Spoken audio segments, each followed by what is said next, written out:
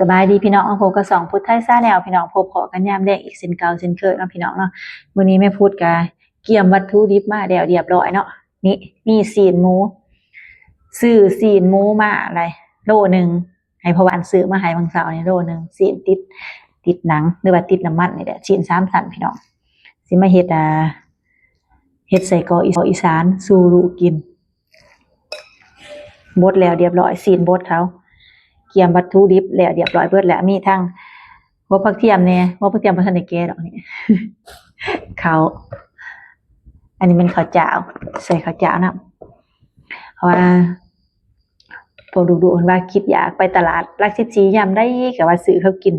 อันดุนึง 2,000 กีบนะพี่น้องเบิ่งก็เลยว่าแม่พุดก็เลยว่าแม่สิลองเฮ็ดให้กินเป็นครั้งแรกที่แม่พุดสิมาเฮ็ดใส่กรอกสู่ลูกกินเนาะพี่น้องเนาะ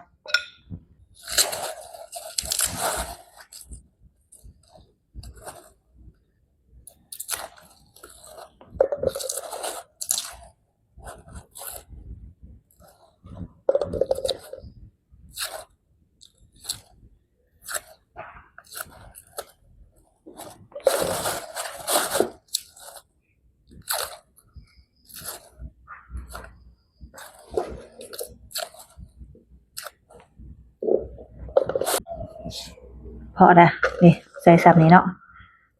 หัวผักเทียม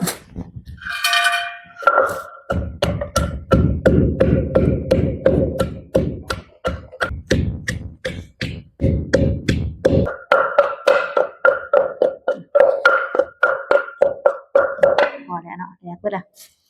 ใส่เกลือโอ้ ลงบ่เกลือไม่พูดลงบ่เกลือใส่ขะนอ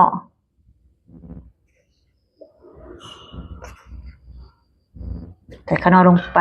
3บวงสูตรบ่มีหยังตายตัวอิงใส่ปากคนกิน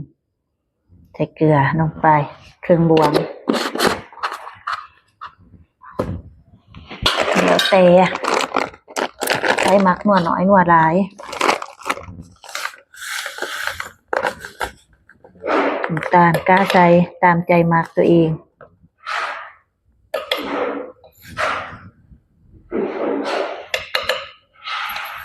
ในพุทธิใส่4บวงก่อนเนาะ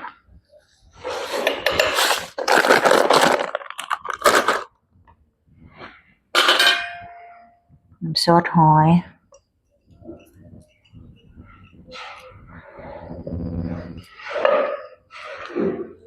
สูตรบ่มีหยังตายตัวพี่น้องปรุงไปซิมไปกล้าว่าถึงในปากตัวเองก็เอาเลย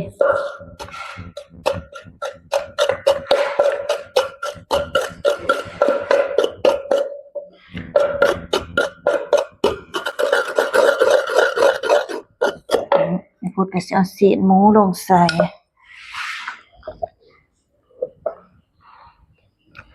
เห็นดิบ่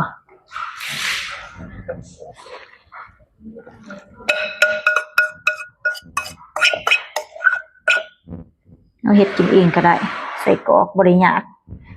เมื่อตะกี้แม่พุดนะแม่ใหญ่เฮ็ดให้กินอยู่เรื่อยๆอยู่แต่ว่าแม่พุดก็บ่ค่อยสิได้เฮ็ดกินดอกเฮาก็มาเฮ็ดเฮาก็มาทดลองเฮ็ดแต่ว่าแม่เฮ็ดสู่ลูกสู่เต้ากินแม่พุดบ่เคยเฮ็ดจักเทื่อเนาะเฮาก็มาลองเฮ็ด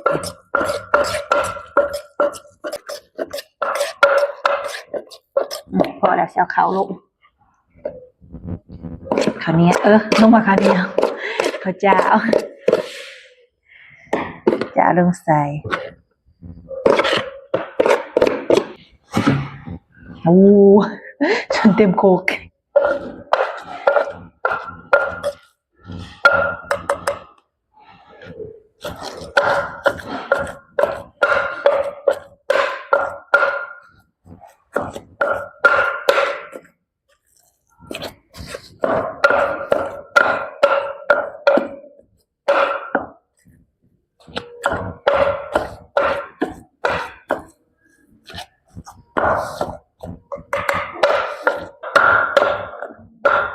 เหนียวหนึบเด้อนี่หน้าตาก็สิเป็นประมาณนี้พี่น้องโอ้ครั้งแรกของแม่พุดเลยนี่ที่ว่าเฮ็ดใส่กรอกให้ลูกกินไงว่าลูกอยากไงนี่ พอแล้วสิไปซีมลองเบิ่งเนาะสิลองจืนซีมเพิ่นพี่น้องรสชาติไหลละบ่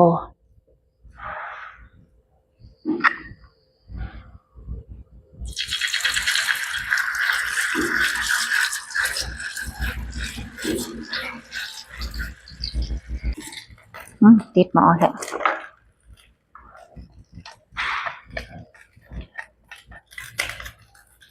เบิ่งซีมมันก็น้ำนัวแล้วบ่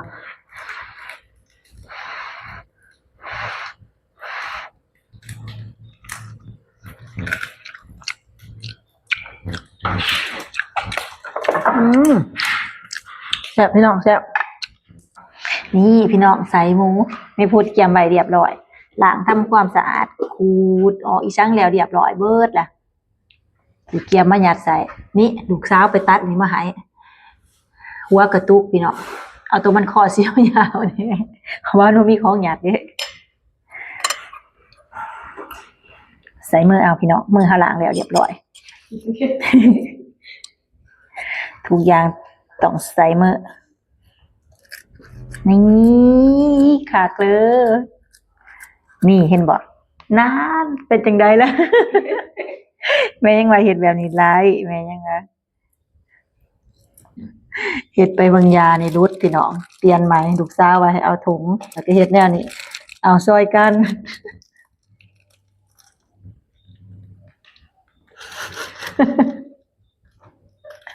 เอาเฮ็ดแม่เป็นคนจับดูเป็นคนบีบ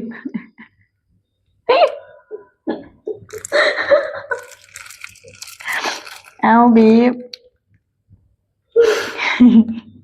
นี่สิหัวตินี่หัวเฮ็ดหยังเอา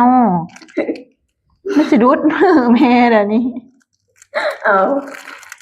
บีบพ่อก่อน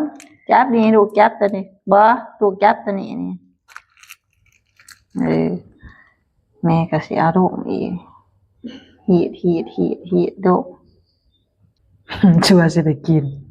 แต่เห็นแบบนี้ไม่กลัวได้หรือวะเนาะกันวันไหวก็เอาแบบตัวของลูกว่าซะถีบมาพี่ว่าทีน่ะทันฟ้านี่ใช่ว่ายัดแล้วนะพี่น้องยัดแล้วก็เอามามัดเฮ็ดเป็นขอแบบนี้โลนึงพี่น้องก็ได้ร้ายเติบอยู่สิได้จักขอแล้วนี่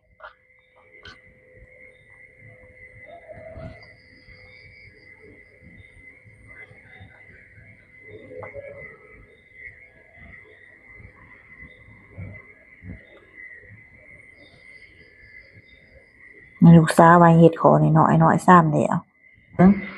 ในร่มก่อนมันเป็นคิงเนาะกระแทงเบิดคูหมองคูบอลอะไร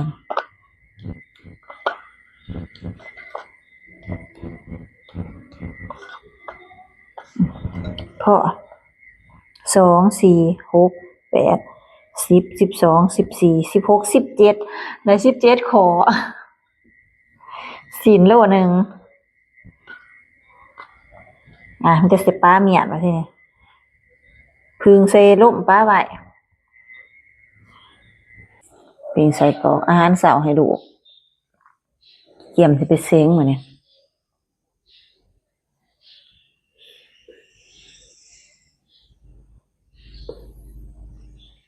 เซ้งจบสันม.4 แต่ว่าแม่เฮ็ดใส่กรอกป้าไว้ให้เพิ่นว่าอยากกินใส่กรอกอยากเอาใส่กรอกไปกินน้ำมันละก็ได้พากันเฮ็ดมาเฮ็ดกินให้ลูกไว้ตั้งแต่เช้าพี่น้องอย่าอันลูกบ่ทันเข้าห้องเสียงถ้าเกี่ยมสิไปเสียงหันยังเบิ่งบ่เที่ยงอยู่มื้อนี้แม่ได้หุงข้าวเองเว้ยแต่ละมื้อมีแต่ลูกหุงข้าวให้กินมื้อนี้แม่ได้มาหุงข้าวเองแต่ละมื้อหันให้ลูกหุงข้าวแม่เป็นคนเฮ็ดกินแบ่งกันวันนี้เขาเจ้าสิไปเสียงอยู่เด้ไปเสียงแต่ก็ว่าแม่เฮ็ดเองให้เขาเบิ่งบ่เที่ยงสุกนำแน่ล่ะพี่น้องนี่สุกแล้ว นี่หน้าตาก็สิประมาณนี้พี่น้องใส่กรอกเฮ็ดเองตัวนี้สุดละหอมเป็นตาแซ่บ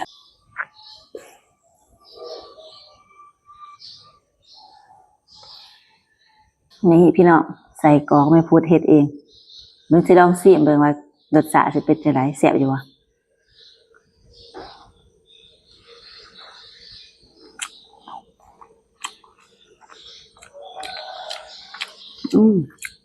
แซ่บออกสมๆน้อยหนึงพี่น้องเดี๋ยวใส่ลูกสาวชิมเบิ่งว่ารสชาติสิเป็นแนวใดสิแซ่บอยู่บ่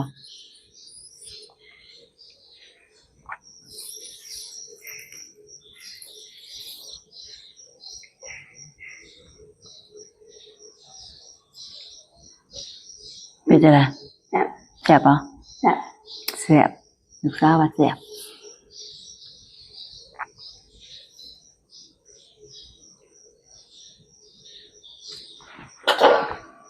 เนี่ยปิ้งไว้ใส่ดูเอาไปกินโรงเรียนแน่ ติดหลายขันมาก เอาเพื่อจะถือไปโรงเรียนเพื่อจะถือไปกินอยู่โรงเรียนเด้ถือเขาไปกินเองพี่น้อง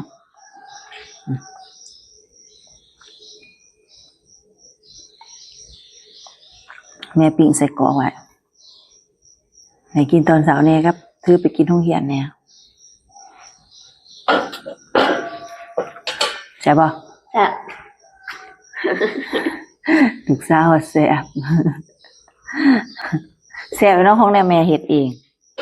สุดสีมือเลยโดดเนี่ยสำหรับคลิปนี้แม่พุดก็สิขอจบคลิปเพียงส่ำนี้เด้อพี่น้องเด้อ